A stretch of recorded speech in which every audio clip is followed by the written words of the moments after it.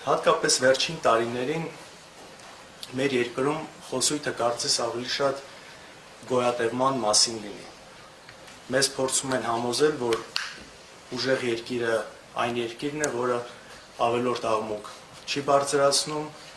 եւ զիջում է իր արժանապատվությունը այսպես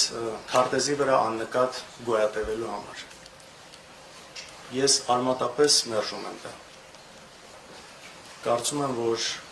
ուժեղ երկիրը այն երկիրը չէ, որ պարզապես գոյատևում է եւ ոչ թե պարզապես իր երկրի սահմանները պաշտպանում, այլ պաշտպանում է նաեւ իր քաղաքացու արժանապատվությունը։ Ուժեղ պետությունը այն պետությունն է,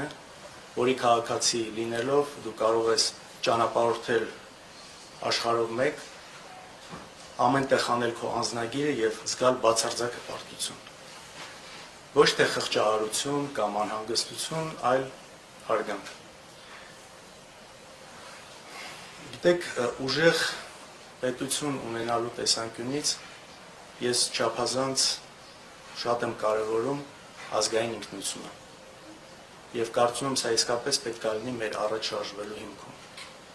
Կարող է որոշները սա փորձեն ներկայացնել որպես հետադիմություն, բայց ես համաձայն չեմ սրա հետ։ Եթե ուզում ենք կառուցել օրինակ երկնաքեր,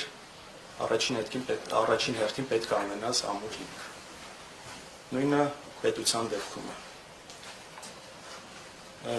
Ինչպես մեր պատմությունը, մեր ավանդույթները, հայկական առաքելական եկեղեցին, մեր լեզուն, ընտանեկան արժեքները, սա